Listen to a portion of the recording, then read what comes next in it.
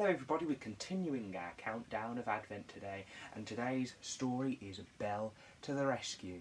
So without further ado, let's get reading. Mrs. Potts, Belle called as she walked into the kitchen. I found this bag of clothing sitting in the foyer. The master asked me to get rid of his clothes, Mrs. Potts said with a sigh. They don't, fit him anymore. I'll say, said Lumiere, not to mention that none of the trousers have a hole for his tail. Luckily the pedlar is coming today, said Mrs. Potts. He'll be happy to take them off our hands. Belle returned to the bag to the foyer and came back to the kitchen. Just then Chip appeared.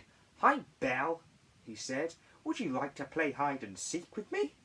Oh, I would love to, said Belle. Why don't I count while you hide? 98, 99, 100. Ready or not, here I come, called Belle.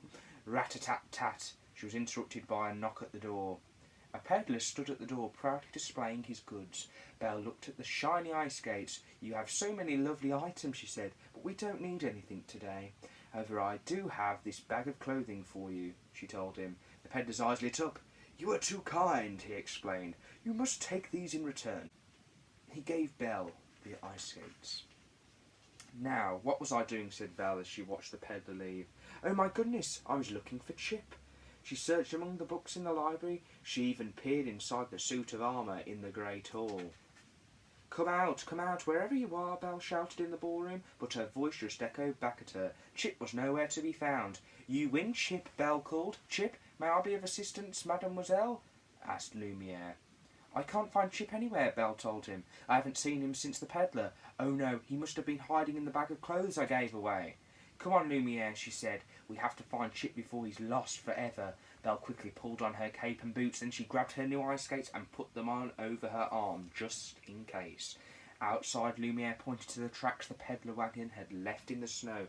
It looks like he took a wrong turn. That means he's on the castle grounds. Belle cried, There's still time to catch up with him. They galloped along the snow. Ow! Belle and Lumiere gasped. They knew that sound. It was a wolf. Who's afraid of the big bad wolf? The big bad wolf, the big bad wolf. Who's afraid of the big bad wolf? I can't whistle. Spooked, Philippe reared up and stumbled off the road into a huge snowbank. Belle and Lumiere went flying. Once Belle had caught her breath, she grabbed a nearby branch and hoisted herself out of the snow. Next, she rescued Lumiere. Belle pulled and pulled but couldn't budge Philippe. Then she had an idea. Using her ice skates like spades, Belle dug out Philippe. They raced down to the road, trying to make up for lost time. Mon Dieu, Lumiere cried as they reached a fork in the road. The tracks had disappeared under the falling snow. Which way should they go? Just then, Belle spotted a red bird in a tall tree. Belle walked up to the tree, grabbed a branch and began to climb higher and higher. I see him up ahead by the lake, Belle called out triumphantly. They walked to the lake's edge. He's so far away, Lumiere wailed. Belle smiled. Or is he?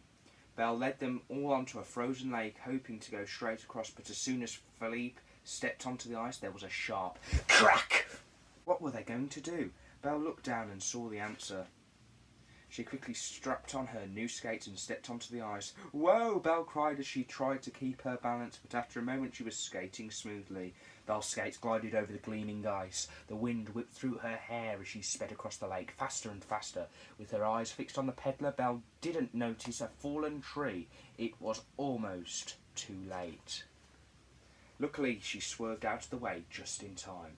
Finally, Belle reached the other side. Mon Dieu, she cried, out of breath. You took a wrong turn, but first I think something very dear to me fell into the bag of clothes I gave you. A small teacup with a chip on its rim. All that trouble for a teacup with a chip in it, said the pedlar, shaking his head. It's my favourite one, said Belle. She opened the bag, and there was Chip, cosy as could be. Great hiding spot, huh, Belle, he whispered. The very best, said Belle, with a grin. That concludes today's story. We'll be back very soon, but in the meantime, happy Christmas and keep reading.